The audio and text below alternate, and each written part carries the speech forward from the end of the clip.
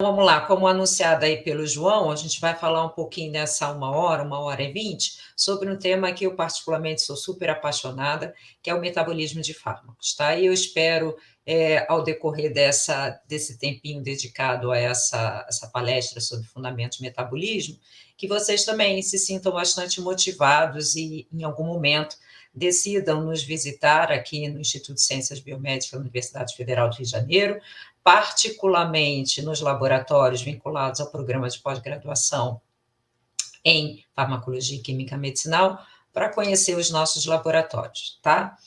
Então, eu primeiro começo uma pergunta óbvia, né? Se a gente vai falar de fundamentos de química medicinal, acho que a primeira questão que vem à cabeça é o que seria o metabolismo de fármacos. Então, nesse contexto, eu vou simplesmente trazer uma definição clássica para vocês de metabolismo, conforme está mostrado aqui. Metabolismo é definido como alterações químicas que são introduzidas na estrutura de um xenobiótico. Lembrando que esse adjetivo xenobiótico é utilizado para moléculas que são exógenas ao nosso organismo. Então, cabem aqui os fármacos, cabem aqui os poluentes atmosféricos, cabem aqui pesticidas, né, que estaria dentro dos poluentes atmosféricos, enfim, todas essas substâncias entrariam como xenobiótico. E isso já fica claro que o metabolismo, a despeito da gente falar metabolismo de fármacos, o metabolismo é um processo que vai acontecer para qualquer substância que entre no nosso organismo, tá? Então, voltando à definição, seriam essas alterações químicas introduzidas numa estrutura, numa molécula, tá? Seja ela de origem sintética ou natural, e essas transformações serão catalisadas por enzimas, né, que são chamadas enzimas da biofase, que eu vou comentar depois sobre elas. E uma vez que essas enzimas atuem, elas vão, na verdade, levar a modificações naquela estrutura original, alterando, assim, as suas propriedades físico-químicas, e essas alterações das propriedades físico-químicas levam, então, ao aumento da hidrofilia, ou seja, da capacidade daquele produto transformado ser solúvel em água, facilitando, portanto, sua eliminação pela via renal, tá? Lembrando que quanto mais solúvel uma substância, não é só o fato dela ser mais facilmente eliminada porque está solúvel em água, também está relacionado ao fato dela ser menos reabsorvida ao longo do túbulo renal. Então, isso é uma propriedade extremamente importante, essa modificação da propriedade dos fármacos para que ele possa ser mais facilmente eliminado. Então, quando eu falo de metabolismo de modo geral, aqui tem um esqueminha que eu gosto muito. De ponto de vista não só conceitual, mas até didático, as reações metabólicas que o nosso organismo fazem, elas são agrupadas em dois grandes tipos: as reações metabólicas de fase 1 e aquelas de fase 2, né? De uma maneira geral, as enzimas de fase 1 e as enzimas de fase 2 estão presentes em todos os tecidos, mas ela é particularmente muito abundante no fígado. Então, por isso, a gente sempre fala de metabolismo de fármacos, representando o fígado como sendo o nosso principal órgão, tá? Então, aqui está representando de forma bem esquemática aquela ideia que eu trouxe ali pela definição, que você teria um fármaco, né, com uma forma molecular, que é essa que está mostrada aqui. No momento que esse fármaco ele chega até o fígado, ele sofre a ação dessas enzimas, seja de fase 1 ou fase 2, e ele é modificado, tá? Então, ele é modificado quimicamente para gerar uma outra substância que nós chamamos de metabólito, tá? Então, aqui eu quis dar essa conotação para vocês, que essa forma é diferente da forma do metabólito. E essa diferença, ela vai, na verdade, ser refletida nas propriedades físico-químicas. Então, se a gente olha aqui o fármaco original, ou o xenobiótico original, ele normalmente é mais lipofílico, então ele tem alto log-P, isso tem um fundamento, porque a gente está falando majoritariamente de fármacos que são administrados pela via oral, e como tal, levando em consideração que também a grande maioria é absorvido por difusão, então a principal característica que essas moléculas precisam ter para permear as membranas das células é a sua lipossolubilidade, né, que vai ser aferida aqui pelo log de P, tá? Então, são substâncias, como eu disse, altamente lipofílica, com baixo valor, que a gente chama de PSA, que é a área de superfície polar, mas quando eu faço essa transformação metabólica, eu inverto essas propriedades. Eu passo a ter uma molécula de baixo log de P e alto PSA, por exemplo. Né? Então, isso mostra o quão importante é o metabolismo. Claro que também quando a gente fala metabolismo, e aqui eu sei que a grande maioria são estudantes que certamente já cursaram ou cursarão o curso teórico de farmacologia na UFRJ e em outras instituições de ensino superior, mas o que eu quero lembrar é que quando a gente fala de metabolismo, a gente está falando de uma propriedade que está dentro do estudo da farmacocinética. Então, lembrando que aí eu busquei aqui a definição de farmacocinética diretamente desse livro, texto, né, que foi recentemente lançado pela editora Atenes, na verdade, perdão, e que eu sugiro muito que vocês consultem, porque vale a pena.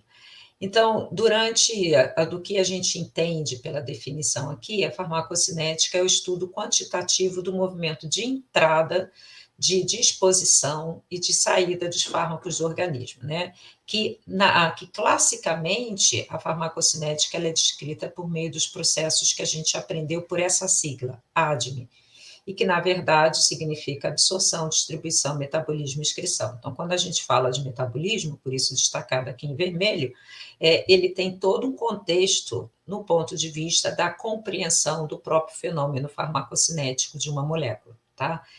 E o que eu quero aqui nesse momento? Eu quero que a gente entenda que quando a gente está falando de um fármaco, nós utilizamos fármaco para um propósito terapêutico, né? Então, se eu estou com dor de cabeça, eu vou procurar uma aspirina, porque é um analgésico, tem outras propriedades, como antipirético, mas o que eu quero ao usar a aspirina é exatamente que a minha dor vá embora, né? Então, só que raramente a gente percebe ou se dá conta que a condição sine qua non para que a gente atinja o objetivo terapêutico é que o fármaco, que é o princípio ativo lá da aspirina, do comprimido da aspirina, que ele atinja a concentração adequada no sítio ativo.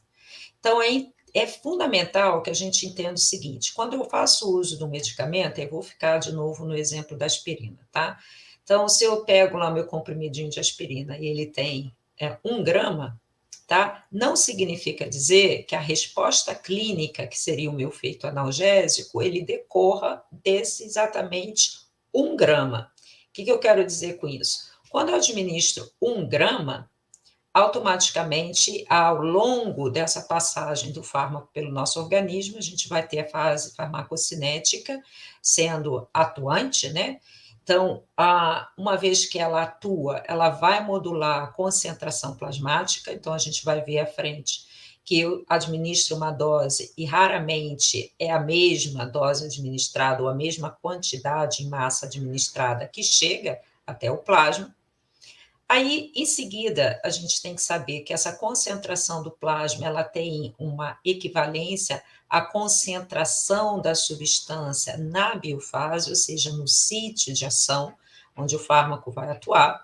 E só quando a gente preenche esse requisito é que, então, a molécula dispara o seu efeito biológico e ela vai iniciar uma outra característica de estudo importante da farmacologia, uma outra área importante, que é a farmacodinâmica, tá? Que a gente vai estabelecer potência, tempo de latência, seletividade e eficácia. E aí, obviamente, quando eu tenho o efeito biológico, eu vou ter a minha resposta clínica. Tudo isso para dizer para vocês que antes de ter o efeito biológico e a resposta clínica, a gente precisa, ou automaticamente, a molécula sofre, ou é sujeita, melhor dizendo, à fase farmacocinética.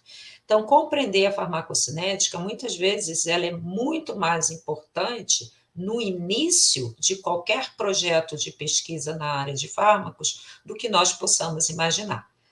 Então, dito isso, eu mostro um gráfico que certamente é muito conhecido de todos vocês aqui da farmacologia, simplesmente para comentar com vocês o seguinte: que neste momento, quando a gente está vendo esse gráfico que correlaciona a concentração de um fármaco, de um princípio ativo com o tempo, a gente está vendo que neste momento, onde a absorção começa, também já se começa, paralelamente, a ocorrer o metabolismo.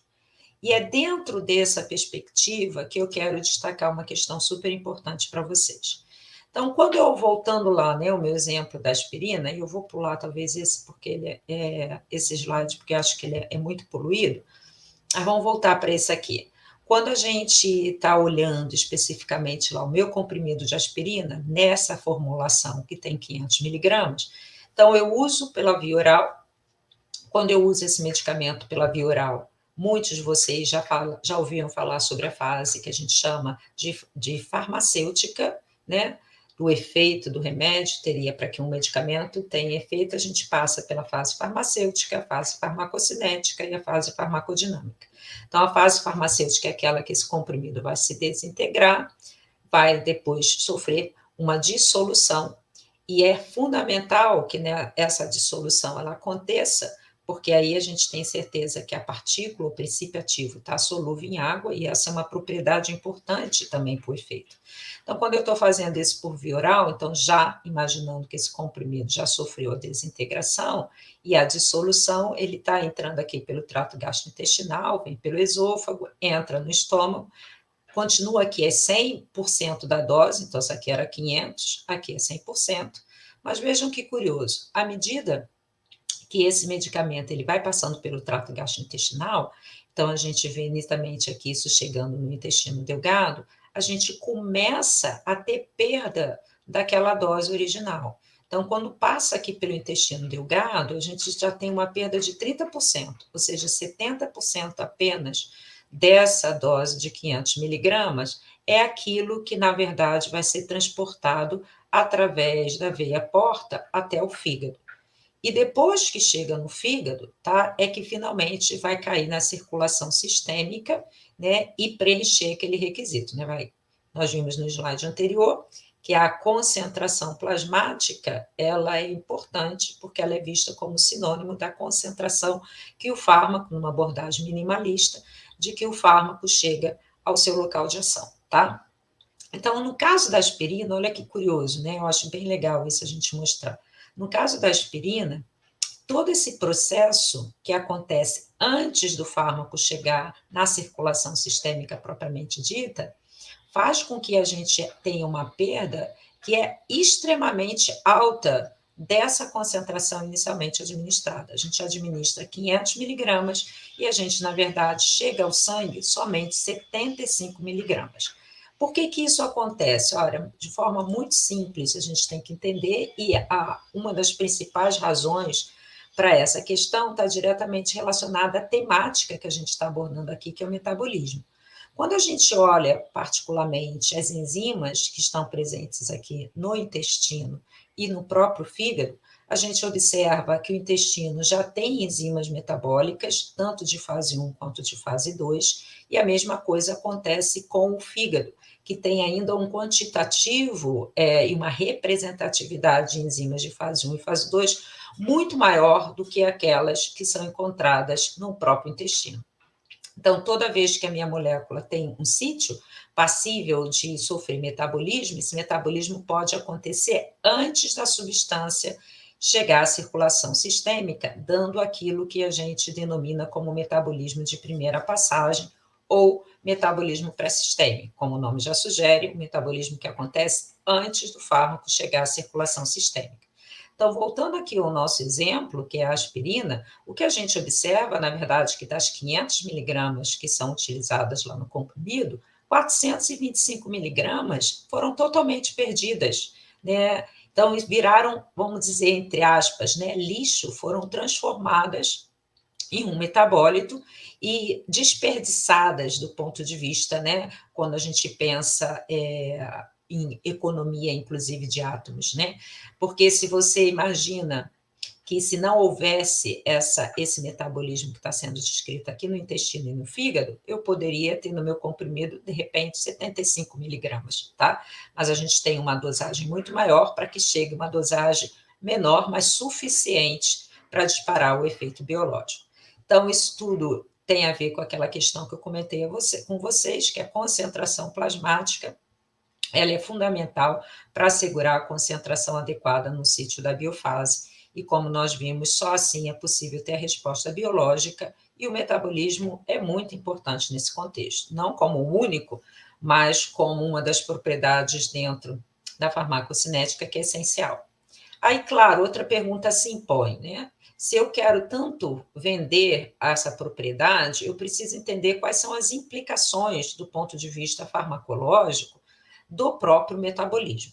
E aí, nesse caso particularmente, eu vou tentar responder essa questão utilizando essa figura tirada desse artigo do Nature Review Drug Discovery, que trazem aqui 4 aplicações que são essenciais do metabolismo de fármacos.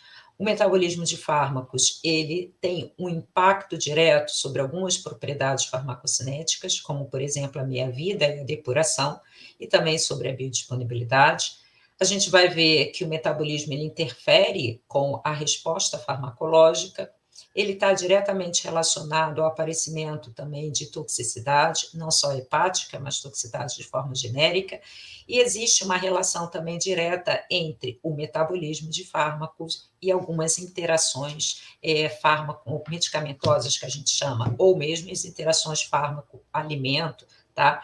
E aí, eu deixei especificamente esse aqui marcado em bold, e isso vai acontecer toda vez que eu voltar a esse slide, para que fique fácil e didático de vocês acompanharem, que o momento específico que eu vou estar falando sobre a aplicação no metabolismo. Então, daqui para frente, eu vou falar especificamente de como o metabolismo está impactando nessas propriedades destacadas na caixa em vermelho. Então, dito isso, vamos lá mostrar uma coisa. Por que o metabolismo ele impacta a minha vida? Por que ele impacta a biodisponibilidade, impacta a clearance? Né? Quando a gente volta lá aquele gráfico, que é o gráfico que é assim, a base da farmacologia, né, do efeito biológico de uma substância ativa, a gente entende o seguinte, que quando essa análise da área sobre a curva, ela mostra, como eu disse para vocês, que no momento em que está ocorrendo aqui a absorção, paralelamente já está acontecendo também metabolização.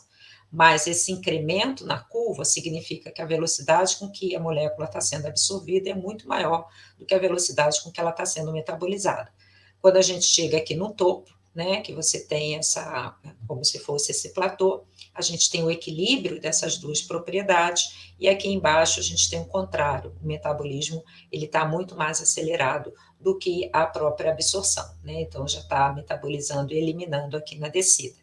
E aí o que eu quero já chamar a atenção para vocês é o seguinte, de uma maneira geral, nessa parte aqui a gente tem um papel fundamental do metabolismo pré-sistêmico, e depois, na descida dessa área sobre a curva, do que seria especificamente o nosso metabolismo pós-sistêmico, tá?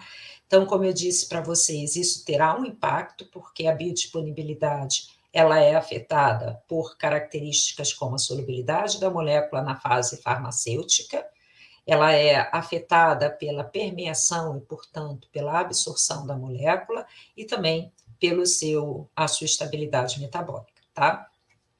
Então, quanto maior a gente diz a estabilidade metabólica de uma molécula, significa dizer que maior vai ser a meia-vida dela e, obviamente, menor será a sua depuração. Então, isso é importante que a gente sempre lembre. Lá na frente, acho que num dos primeiros slides eu havia mostrado para vocês, na verdade, trazido uma informação que vocês vão encontrar em qualquer livro texto que fale sobre metabolismo, que é essa percepção de que o metabolismo serve para transformar uma molécula que é lipofílica em hidrofílica. Então, a gente vê um pouquinho disso aqui, nessa comparação entre esses cartoons, tá? Essa figura do meio, especificamente aqui, está mostrando o que acontece na biofase com fármacos que têm característica lipofílica, que são a maioria daqueles que nós usamos. Então, vejam que aqui no trato gastrointestinal, supondo uma via pela administração oral, você tem o fármaco entrando no estômago, vindo aqui especificamente para o intestino, como nós vimos mais detalhado no caso da aspirina. Aqui no duodeno ocorre a absorção. Da absorção dos capilares, eles vão chegar até a veia porta, entra no fígado e aí, finalmente, entra na circulação sistêmica como um todo. Fato é que se a substância for lipofílica, Quando ela faz esse percurso e o sangue é filtrado através dos glomérulos, a substância, não pode ser excretada. Não pode ser excretada por que razão? Porque ela é normalmente reabsorvida se ela é lipofílica. Então, isso é um problema. Então, significa dizer que nosso organismo, que é bastante inteligente do ponto de vista do próprio desenvolvimento, ele entende que transformar a substância numa molécula agora hidrofílica, que é o que está mostrando aqui pelas setinhas em azul, a gente está vendo que o percurso é diferente. Quando ocorre a filtração glomerular, o que a gente tem como produto final é a excreção dessa substância hidrofílica na urina. Tá? Então, é importante que a gente entenda essa característica e o quanto isso é relevante do ponto de vista do próprio funcionamento do nosso organismo.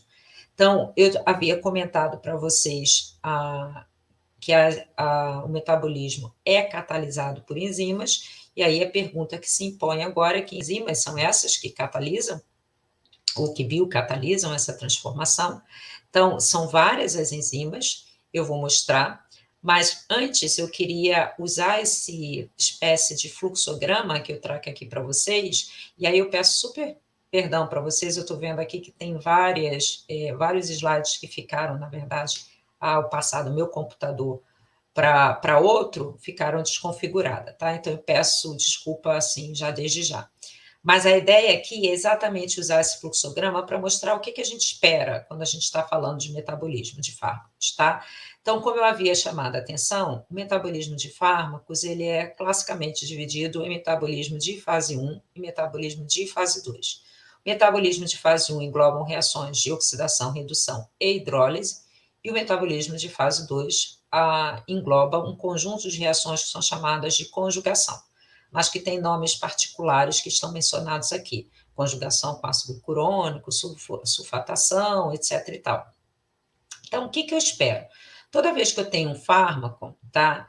Esse fármaco, ele pode sofrer uma reação metabólica de fase 1. Quando isso acontece, ele vai ter uma tendência a ser modificado a partir da inclusão de um radical hidroxila, sulfidrila ou amina. Quando esses radicais em vermelho são adicionados à molécula, ela passa a ser um substrato das reações de conjugação de fase 2. Isso leva à formação de metabólitos que são bastante estáveis e são usualmente, né, ou na grande maioria, inativos e, portanto, são eliminados ou excretados facilmente. Claro que se eu pedisse como desafio para vocês buscarem que tipo de fármacos, né, vamos ficar no próprio exemplo da aspirina, do paracetamol, numa área mais focada para os anti-inflamatórios não esteroidais, e vocês olhassem a estrutura química, iam ver que muitos dos fármacos que nós temos já trazem em sua estrutura alguns desses radicais mostrados em vermelho. Como consequência, o metabolismo também pode acontecer sem passar pela fase 1. O que eu quero dizer com isso? Que o próprio fármaco, dada a sua estrutura química, sofrerá diretamente metabolismo de fase 2, tá? Então, em ambos os casos, sofrendo direto fase 2 ou fase 1, depois fase 2, o produto tende sempre a ser a formação do metabólito hidrofílico, que é eliminado. Mas existe uma situação do metabolismo, que é aquela que particularmente mais eu gosto, porque eu acho super desafiadora, e que é um problema que se impõe do ponto de vista de descoberta e desenvolvimento de fármacos, é a capacidade do nosso organismo de metabolizar o fármaco ou uma substância bioativa que estudamos no laboratório, transformando essa substância original no que nós chamamos de metabólito reativo. Então, sempre que vocês ouvirem essa palavra metabólito reativo, é sinal de toxicidade. Esse metabólito reativo, em condições usuais, ele pode ser neutralizado a sua reatividade por conjugação com a glutationa, levando a um quadro que nós chamamos de detoxificação, e esse produto de formação do metabólito reativo com a glutationa, ele vai ser eliminado sem nenhum tipo de problema para nós, né, como organismos. Entretanto, quando há uma concentração maior desses metabólitos do que a glutationa disponível, o que vai acontecer é que esses metabólitos reativos geram uma série de efeitos, né, adversos, efeitos tóxicos, que são importantes a gente mencionar de forma sumária ou sumarizada aqui nesse fluxograma. Então, metabólitos reativos podem formar ligações covalentes com DNA. Quando isso acontece, ele leva a mutações, que, por sua vez, desencadeiam quadros, né, de câncer, por exemplo. Então, substâncias ou metabólitos reativos que têm essa característica de ligação covalente ao DNA são consideradas potencialmente genotóxicas e carcinogênicas. Há a possibilidade desse metabólito reativo interagir com oxigênio molecular. Quando isso acontece, isso leva à produção de espécies reativas de oxigênio, que por sua vez levam à peroxidação lipídica e à apoptose daquela célula ou daquele tecido. E existe ainda o caso exemplos desses metabólitos reativos formando ligação covalente com proteínas da célula, tá? Normalmente as proteínas que são ricas em resíduos de NH2, tá?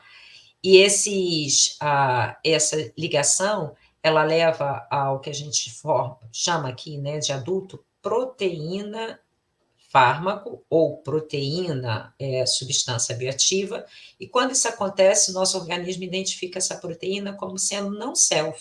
Na verdade, isso é um apiteno que é gerado e desencadeia respostas de natureza imunotóxica ou resposta de danos ao sistema imunológico, tá?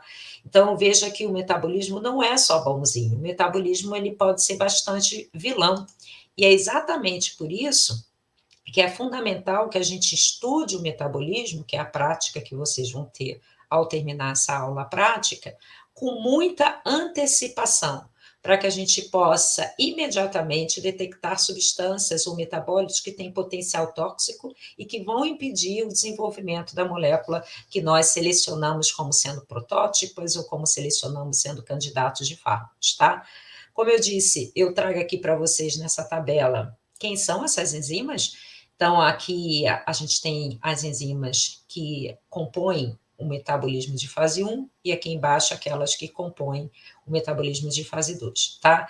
Entre as fases 1, a gente vai ver que a gente tem, pelo nome que vocês já vão ver, várias redutases, hidrolases, e a gente tem um monte de oxidase. Então, são enzimas que oxidam, enzimas que reduzem e enzimas que hidrolisam.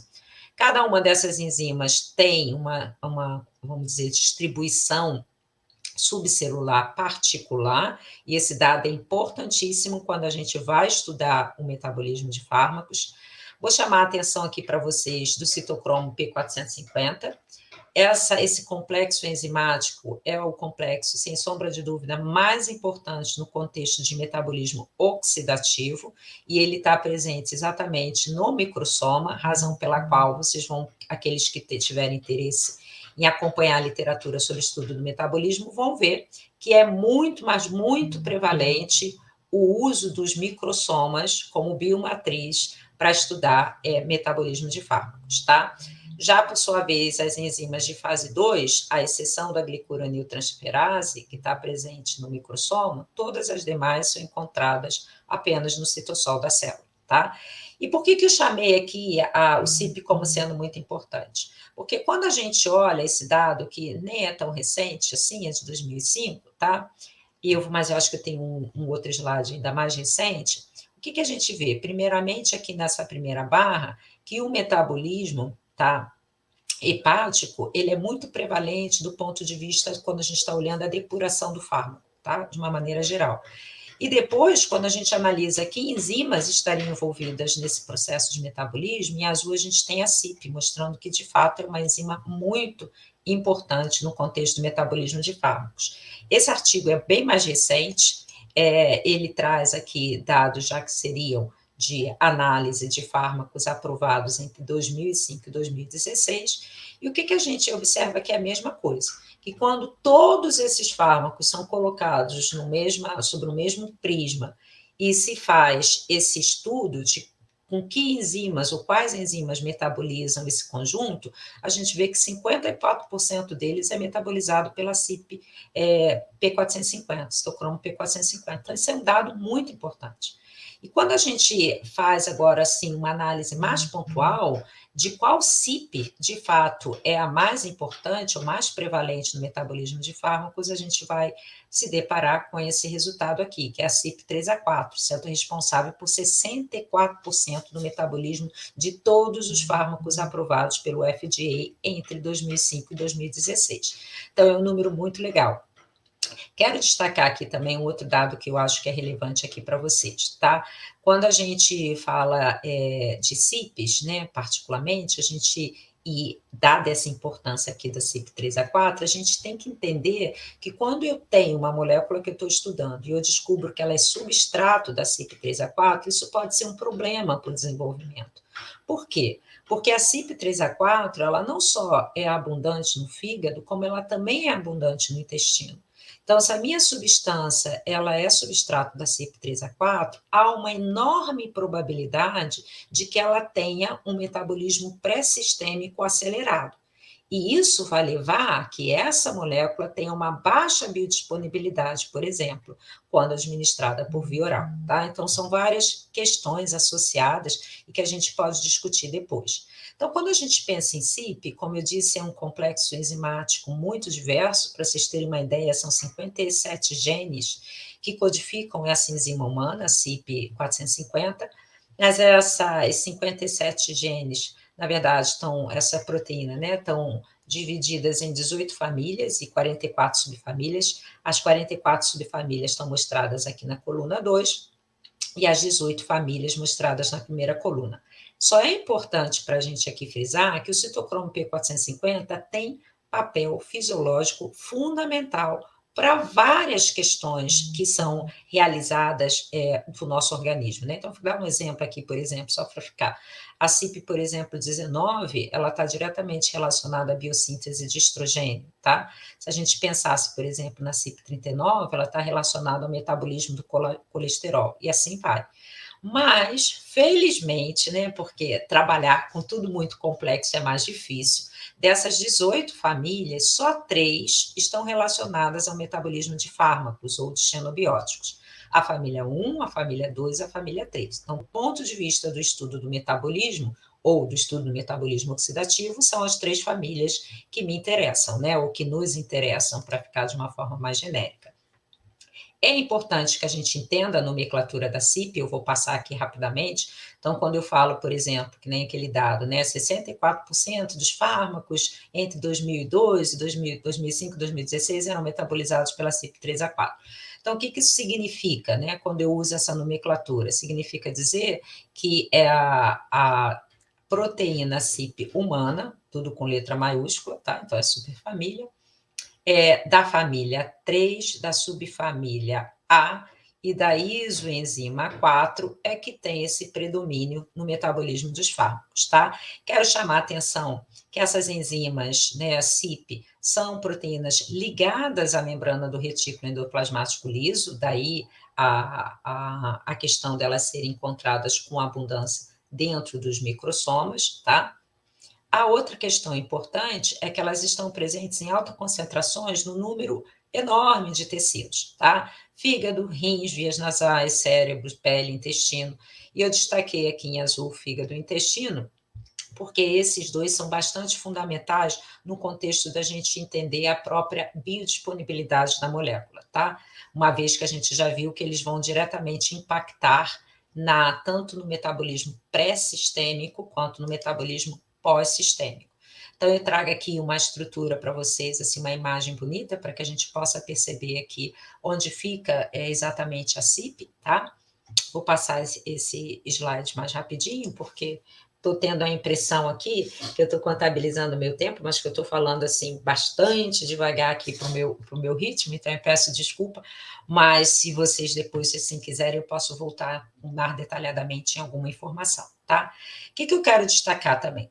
Toda vez que a gente estuda no ambiente de farmacologia e química medicinal, a gente sempre quer olhar a questão a nível molecular. Então, a nível molecular, o citocromo P450, particularmente aqui eu estou mostrando a CYP3A4, ela tem uma característica semelhante a essa proteína que eu estou mostrando aqui, que é a CYP3A4, nessa forma tridimensional que está mostrada aqui. Quando eu faço um zoom especificamente nessa região, que é a região do M, porque a CYP é uma enzima M-dependente, eu vou dar de cara com essa estrutura que está mostrada aqui, em que eu tenho o meu anel porfirínico complexado aqui com o resíduo de cisteína do sítio ativo, tá? Então, isso vai ser importante, principalmente para quem trabalha em química medicinal, com foco nas abordagens em sílico, menos para aqueles que trabalham com o metabolismo de fármacos, com enfoque em abordagens in vitro experimental, tá? Uma outra característica que eu quero destacar aqui da citocromo P450, porque isso também é importante lá à frente quando a gente vai estudar, é que ela realiza uma oxidação e essa oxidação depende de um cofator, que é o NADPH, tá? Então, toda vez que eu vou estudar uma reação no microsoma, eu preciso, por exemplo, colocar, não esquecer de fazer a adição do NADPH. Uma outra característica que eu quero mostrar aqui é a localização específica dessa célula, tá? Dessa proteína. Então, o que a gente está vendo aqui? Aqui teria a representação de uma membrana, e o que a gente está vendo é que para que o fármaco ele chegue até o citocromo P450, ele precisa permear essa membrana. Então, isso já nos diz por que fármacos que são hidrofílicos não são metabolizados pela CYP. Mas toda vez que eu tenho fármacos muito lipofílicos, que são exatamente aqueles insolúveis em água e que a gente adora preparar no laboratório, eles vão ter acesso facilitado a essa proteína da membrana, tá? Do retículo endoplasmático, e por isso acabam sendo bastante metabolizados, né? Então, esse seria um dos motivos. Eu vou usar aqui para frente, como eu disse, para trazer exemplos pontuais da aplicação do metabolismo, tá? Então, vou mostrar um exemplo agora de como o metabolismo influencia biodisponibilidade, meia vida e depuração. Então, nesse caso, eu vou começar aqui por um exemplo também que é um clássico da literatura, tá? Relativamente, inclusive, publicado numa revista, uma revista excelente, mas relativamente essa publicação é antiga, é do ano de 2005, e eu vou ilustrar isso com essa molécula, que é o princípio ativo do felodipino, tá?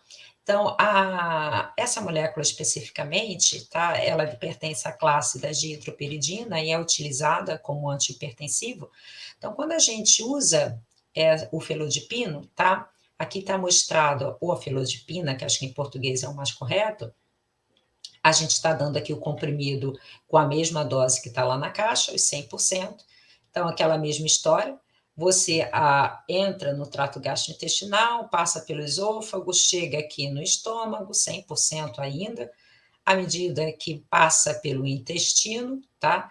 Vai acontecendo coisas interessantes. No lúmen, tá? Gástrico, a gente já tem, e também no lume intestinal, a gente já tem a presença de CYP, então começa a acontecer de forma importante já a metabolização desse comprimidinho aqui em vermelho, que está representando o que seria o felodipino, e aqueles 100% originais já tem bem menos. Aqui eu tenho uma possibilidade de ter 90, aqui eu tenho possibilidade de ter 30.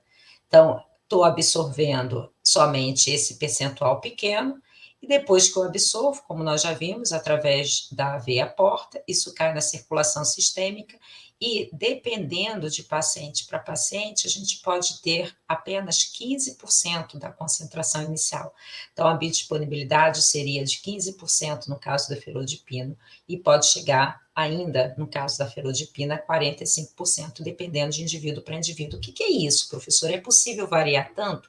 Claro que é, porque a expressão dessas enzimas varia entre indivíduos. Não só a expressão em termos de quantidade de proteína que é expressa, mas também, particularmente, da capacidade catalítica dessas enzimas, tá? Então, há sim diferenças interindivíduo relacionadas à biodisponibilidade quando a gente está falando de metabolismo.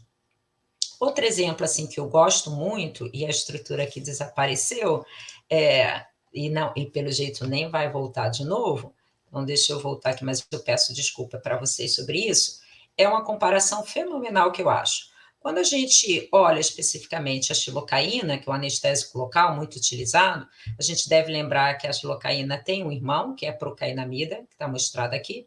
A procainamida tem uma meia-vida de 2,5 a 4,5 horas, e é tão interessante a gente perceber que a molécula que estaria aqui embaixo, que é a estrutura da procaína, que é outro anestésico importante local, só difere pelo seguinte fato, tá? Esse NH que eu estou mostrando aqui para vocês vai ser substituído por um oxigênio.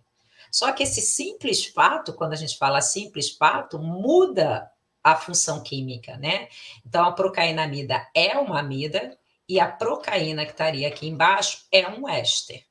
E é interessante a gente observar que o éster, que é a única diferença, volto a enfatizar porque isso é fantástico, é a troca do NH pelo oxigênio, a molécula passa agora a ter uma meia-vida de segundos, tá? Então, isso significa dizer que o metabolismo de amidas, tá, é mais difícil do que o metabolismo de ésteres. Ou, em outras palavras, que os ésteres têm uma estabilidade metabólica muitíssimo mais baixa do que as amidas. Então, essas são informações que também impactam do ponto de vista da descoberta e do tempo de meia-vida, como eu disse, das moléculas, tá? Que a gente tem interesse. Aqui eu registrei 2 fármacos, mas é importante.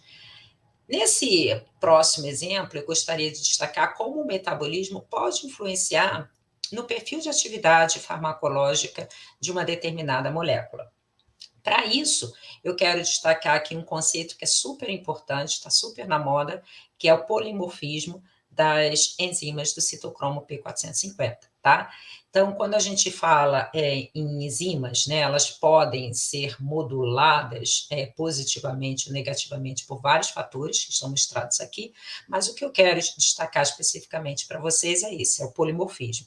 Polimorfismo genético, ele na verdade é vamos dizer assim, uma resposta biológica, uma consequência biológica que é estudado por uma área da farmacologia que está crescendo muito, que é a farmacogenética. E esse polimorfismo, ele faz com que hoje seja necessário a gente identificar dentro de uma amostragem grande indivíduos com fenótipos diferentes, tá? E por que fenótipos diferentes? Porque, na verdade, são indivíduos que codificam, né, que têm mutações, mutações, ou polimorfismo, vou tirar mutações, polimorfismo nas enzimas do citocromo P450. Então, aqui eu vou tentar, assim, rapidamente resumir. Se eu tenho no meu grupo, né, eu estou fazendo um estudo clínico de um fármaco que a Pfizer acabou de descobrir, ou vamos ser otimistas, a UFRJ acabou de descobrir e entra na fase clínica. Tá? Quando eu estou, eventualmente, fazendo meu estudo de farmacocinética, lá na fase 1, eu deveria entender que esse grupo, tá? Ele, na verdade, precisaria ser visto não como um grupo homogêneo, mas como um grupo bastante diferente. E como assim bastante diferente? Porque eu devo considerar que uma parcela pequena dessa amostragem aqui, ela, na verdade, vai ser fenotipada como indivíduos que a gente chama de metabolizadores rápidos. O que significa isso? Que as enzimas metabólicas que sofreram esse polimorfismo genético, elas agora têm como consequência desse polimorfismo vamos dizer, o aumento da atividade catalítica dessas enzimas. Então, elas são mais eficientes na metabolização. Já no caso do grupo C, é o contrário. Então, a resposta polimórfica, ela leva a um fenótipo de metabolizadores lentos. As enzimas que metabolizam agora não são mais, têm a sua atividade catalítica prejudicada, vamos colocar assim de forma mais simples. E teríamos aquela grande, ou a maioria de pessoas daquela amostragem, que são o que nós chamamos de metabolizadores intermediários, né? Que são os comuns, os medianos. Mas isso pode ter uma consequência significativa. Quando eu estou olhando aqui, por exemplo, nas três situações específicas, então tentem acompanhar aqui comigo, aqui de novo eu tenho um quadro de efeito por um tempo, né? De um efeito biológico em relação ao tempo, e nesses indivíduos que estão metabolizadores rápidos, tá? Veja só o que acontece com aquela área sobre a curva. o pico máximo, ele nem sequer encontra o que seria a concentração mínima efetiva estabelecida para aquele fármaco. Então, como consequência, se eu prescrevo, vamos supor, ficar no exemplo de um fármaco que a gente acabou de mencionar, felodipina, né? Se essa for a curva da felodipina para esses indivíduos metabolizadores rápidos, significa dizer que eu não vou ter o meu efeito antihipertensivo, porque a substância não alcança a concentração plasmática mínima necessária para disparar o efeito biológico. Já no caso do metabolizador lento, a curva muda totalmente. Como aqui, né, a gente já tinha falado, não está sendo metabolizado, então continua absorvendo durante mais tempo, absorve-se uma quantidade maior de fármacos, né? Porque não é que absorva uma quantidade maior, mas você não tem mais competindo de forma significativa com a absorção ou metabolismo. Então, como consequência desse efeito, há um aumento da concentração plasmática do fármaco, e isso faz com que essa substância agora ultrapasse o que seria outro ponto importante dessa curva efeito temporal, que é a concentração mínima necessária para desencadear um efeito tóxico. Então, seria uma substância que para esses indivíduos especificamente, a felodipina estaria podendo desencadear um efeito até de hipotensão, né? Ela estaria numa concentração plasmática tão alta que ela não só reduziria para níveis normais, como poderia ainda baixar ainda mais, tá? E aqui, obviamente, é a minha situação base, minha situação controle, aqueles indivíduos que são os metabolizadores intermediários, em que eu viria, então, a curva da felodipina, mantendo o mesmo exemplo, na qual há, sim, vamos dizer, a absorção acontece, o pico de absorção máxima passa da concentração mínima efetiva, mas é inferior àquela tóxica. Então, nesse caso, eu tenho possibilidade de toxicidade, nesse caso, eu tenho ineficácia, ou seja, a substância não vai exercer o efeito terapêutico, e aqui é aquela condição usual, em que eu tenho o efeito terapêutico e, dependendo dessa janela terapêutica aqui, eu estou distante de manifestar efeitos adversos, tá? Muito em voga dessa questão do polimorfismo genético relacionado às enzimas metabólicas é que também se faz hoje uma apologia com base em dados científicos sobre o uso ou a necessidade de se implementar, né, a filosofia da medicina individualizada, tá? Ou personalizada. Mas, obviamente, a gente sabe que isso não é uma realidade assim muito próxima do que vai acontecer aqui no Brasil, nos diria pelo menos assim, até 2050. Eu ia ilustrar isso aqui com o caso do tamoxifeno, mas vocês viram que tem novamente aqui um problema com a imagem. Então, o que eu quero destacar aqui com vocês é o seguinte, aí acreditem em mim, porque vocês não vão poder acompanhar. Quando a gente prescreve o tamoxifeno, que é muito utilizado no tratamento do câncer de mama hormônio dependente, a substância que tem a maior propriedade farmacológica não é o tamoxifeno, é o seu metabólito ativo, que é o endoxifeno, tá? Então, significa dizer que metabolizar vou fazer um parênteses aqui. Então, o tamoxifeno é um profármaco? Não, ele não é um profármaco. Por que ele não é um profármaco? Porque ele também tem atividade. O que eu estou aqui dizendo é que o metabólito, que é o endoxifeno, é ainda mais ativo do que o próprio tamoxifeno, tá? Então, quanto mais rápido ou maior a concentração do metabólito ativo que eu formo, mais eu vou ter o efeito, né, esperado, vamos dizer assim, antitumoral, mas maior a minha probabilidade de ter efeito tóxico também. Já o indivíduo que está metabolizando lento, que tem aquele polimorfismo que leva a uma fenotipagem de metabolizador lento, na verdade, ele vai ter baixíssima eficácia terapêutica no uso desse medicamento para o tratamento do câncer hormônio dependente, tá? Então, hoje é fundamental ficar de olho nessas questões e com esse exemplo simples eu espero ter mostrado para vocês como é que o metabolismo impacta também na atividade, tá? Vou falar aqui também alguns exemplos de como o metabolismo impacta do ponto de vista da interação medicamentosa. Então, aqui, usando especificamente a mesma felodipina que eu já tinha mostrado antes, tá? Então, o que a gente vê aqui, que é bastante interessante? A gente está analisando nesse gráfico a concentração da felodipina pelo tempo. Então, a gente está vendo que em sujeitos, né, que a gente chama de saudáveis, ela tem essa característica aqui de curva, tá? E pacientes que têm esse fenótipo, né, que são, que a gente chama de pessoas que têm uma metabolização alta, né, ou metabolizadores rápidos pela atividade da CYP, veja como a curva é diferente, né? Então, eu tenho uma curva aqui super pequena, tá? Então, essa curva super pequena me mostra que indivíduos que são metabolizadores rápidos, né, que a CYP3A4 é a enzima que sofreu polimorfismo, ele não vai responder à felodipina. Mas isso só acontece do ponto de vista do polimorfismo? Não. Isso também acontece do ponto de vista da interação medicamentosa.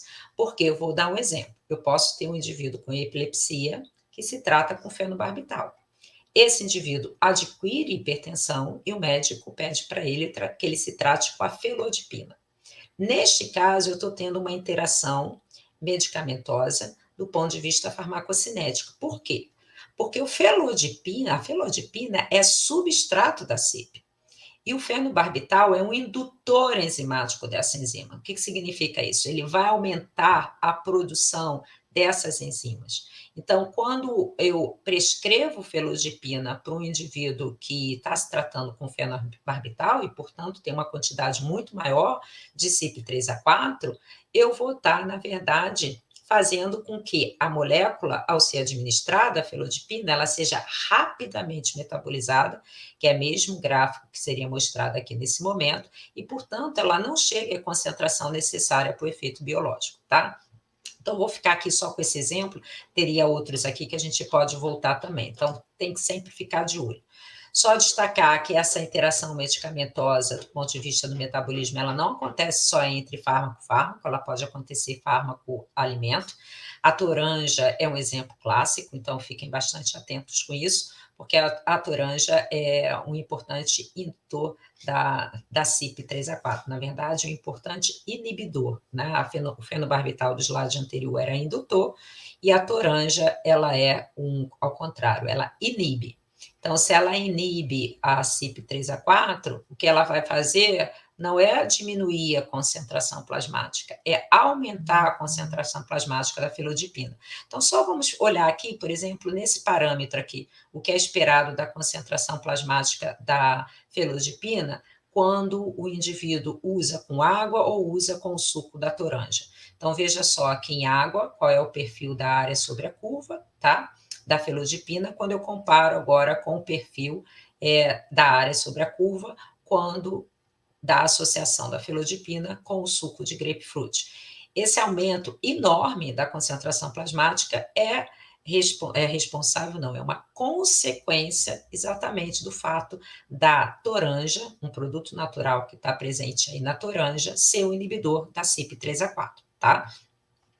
E aí, por que será que ela faz isso? Porque, na verdade, a toranja ela tem um produto natural, que é essa molécula, bergamotina, e a bergamotina, sabidamente, é um inibidor irreversível de CYP3A4. Então, sempre que a gente tomar de forma contínua esse suco, a gente tem que ter cuidado com essas interações, tá?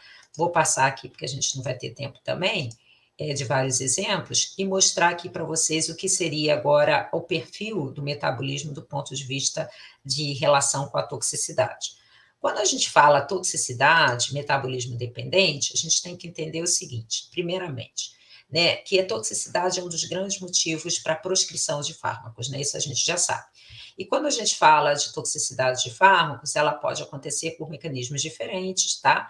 Mas quando a gente correlaciona toxicidade e metabolismo, nós estamos falando de toxicidade que ocorrem a partir de reações idiosincráticas ou a partir da formação de metabólitos reativos, tá? E é um pouquinho do que a gente vai ver como exemplo aqui. Só quero destacar para vocês, é interessante, essas duas tabelas aqui, que mostram o quantitativo de moléculas que foram recentemente retiradas no mercado, ou, aqui do lado, que receberam aquele box, né, de alerta por toxicidade, por motivos, tá, de toxicidade hepática. É enorme, né, assim, a gente vê assim, muito impressionante.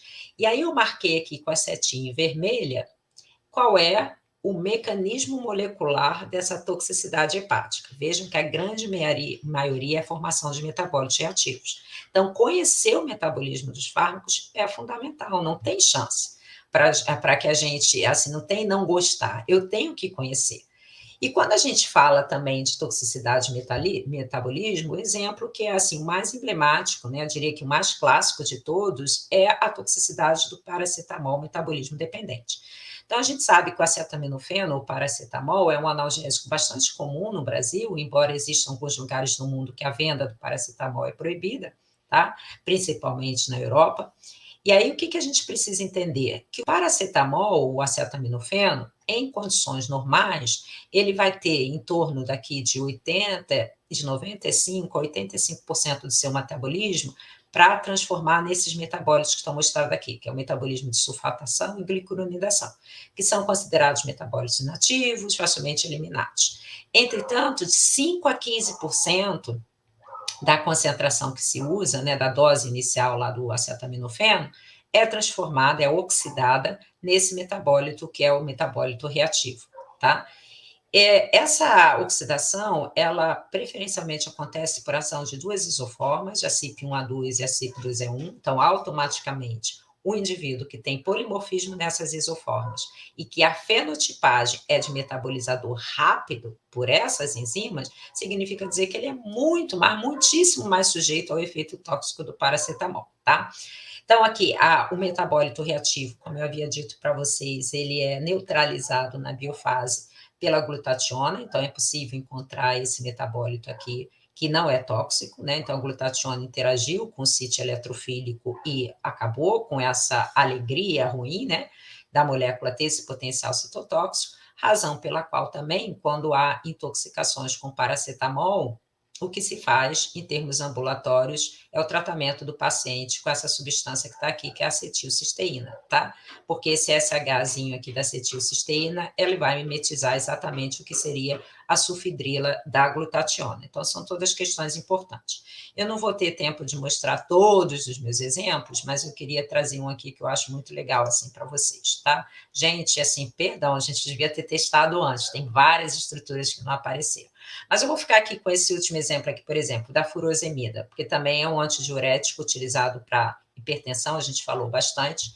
Ela traz esse núcleo que é um furano, e esse furano, particularmente, por oxidação CYP-dependente, ele vai sofrer uma série de transformações metabólicas que vai gerar esse adulto aqui.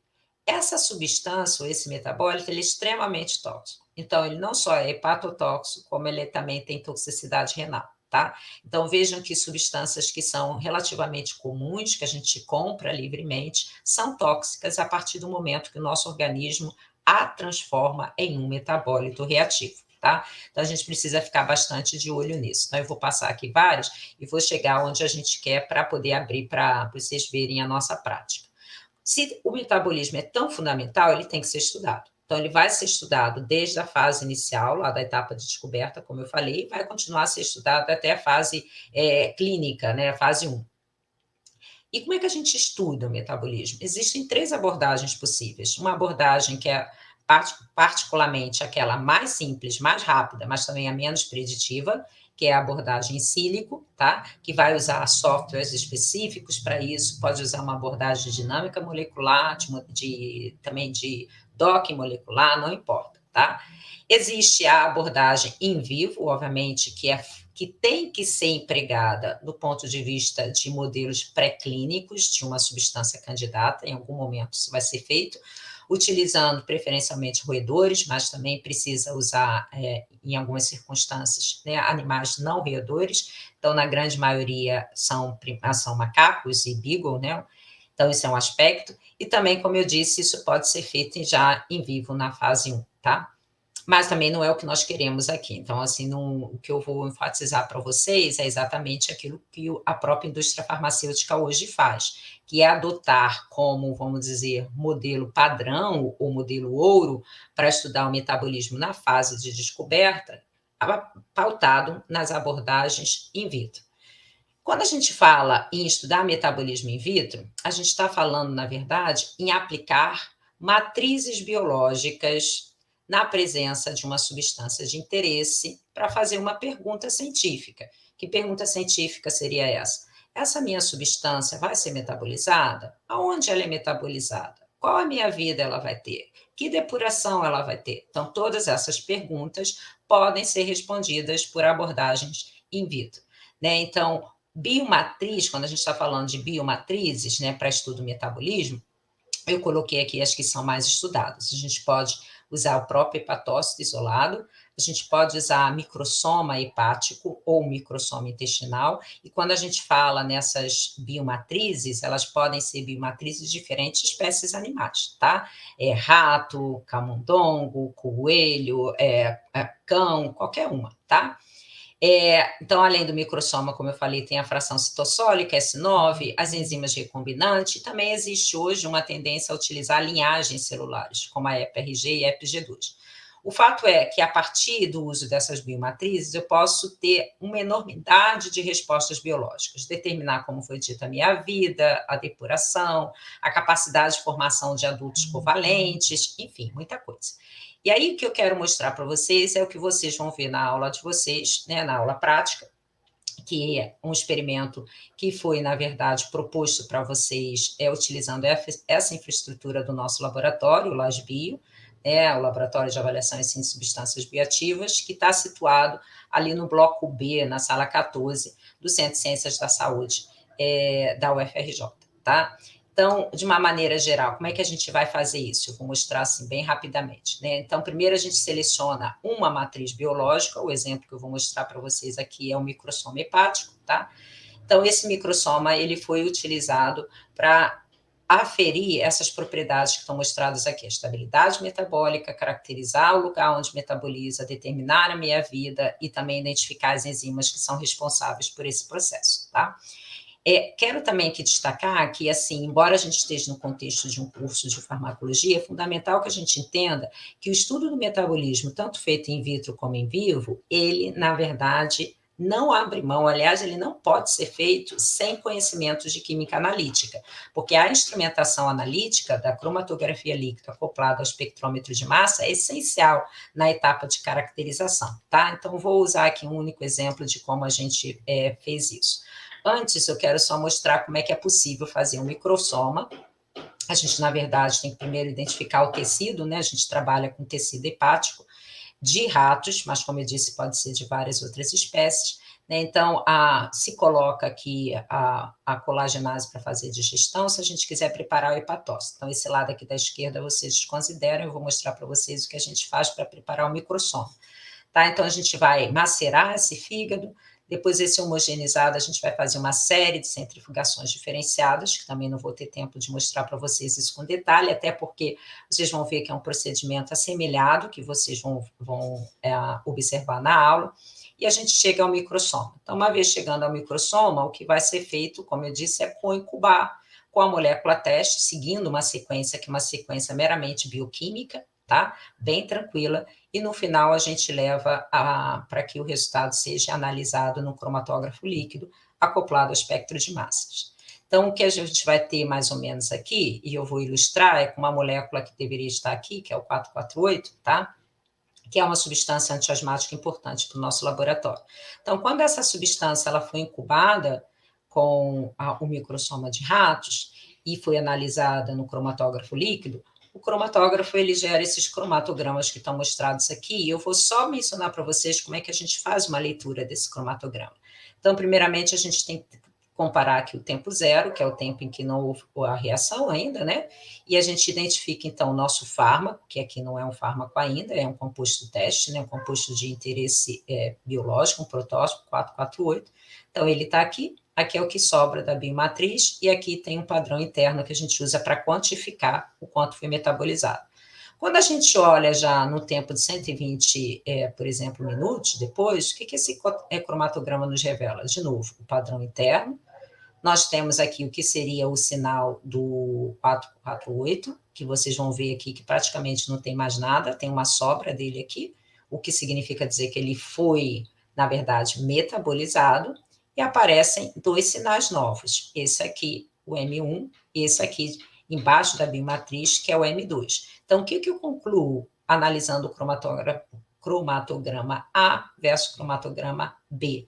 Eu concluo que o 448 foi metabolizado e gerou 2 metabólitos. Em seguida, eu preciso saber quem são esses metabólitos, certo? Então, eu vou passar aqui, porque aí a gente faz a análise da espectrometria acoplada a massas, e aí a gente consegue caracterizar que metabólitos são esses. Então, só para vocês acreditarem aqui em mim, é uma reação de dealquilação, oxidação aqui, outra oxidação aqui, gerando os 2 metabólitos, M1 e M2. O tempo de meia-vida do 448 é 16 minutos, não é uma substância promissora. Então, isso me dá a informação que eu preciso otimizá-la. Mas eu preciso também saber qual é a enzima que está, de fato, metabolizando essa substância. Então, eu tenho também um protocolo bioquímico de co-incubações com inibidores enzimáticos específicos, tá? E nesse caso, particularmente, vocês vão ver que aqui a gente tem o percentual de metabolismo do 448, e quando eu co-incubo com cetoconazol 30, esse percentual diminui. O que significa isso? Nessa concentração, o cetoconazol está sendo utilizado como inibidor da CYP geral. Se está reduzindo, isso me comprova que o 448 é metabolizado por CYP. Aí a pergunta seguinte é: qual CYP? Então, a gente repete vários ensaios com inibidores seletivos de cada uma das isoformas até chegar ao resultado que a gente quer. E o que eu estou mostrando aqui para vocês é que, no caso do 448, você veja que a coincubação com o cetoconazol já em menores concentrações, ele já vira seletivo para 3 a 4. Então, portanto, o 448 é metabolizado pela CYP 3 a 4, é metabolizado pela enzima 2C19, tá? Cujo inibidor específico é a diclopidina, e assim sucessivamente. Então, eu faço um mapeamento lindo da minha molécula, que vai servir à frente quando eu fizer a otimização, tá? Desse derivado. E aí, prometendo, como eu disse para vocês, como é que a gente vai fazer a analogia disso com a aula que vocês verão em seguida? De forma muito fácil. Só que uma prática de microsoma, ela costuma ser mais longa. E um outro grupo de enzimas que é super importante para a gente ter em mente são as carboxilesterases. Como o nome já sugere, esterases são enzimas que hidrolisam derivados de ácidos carboxílicos, como os ésteres. Então, na prática, quando a gente tem o éster numa estrutura, a gente tende a usar uma outra matriz biológica, que é o plasma. Então, o que vocês vão ver na aula em seguida, na aula prática, é como, a partir do rato, né, do sangue do rato, você prepara o plasma e usa essa matriz biológica para determinar a meia-vida e para descobrir qual é o metabólito de uma substância de interesse terapêutico, que nesse caso nós escolhemos a benzocaína, que já foi mencionada aqui como um anestésico importante, tá? E é isso que vocês vão ver. Então, dito isso, assim, eu vou terminar para vocês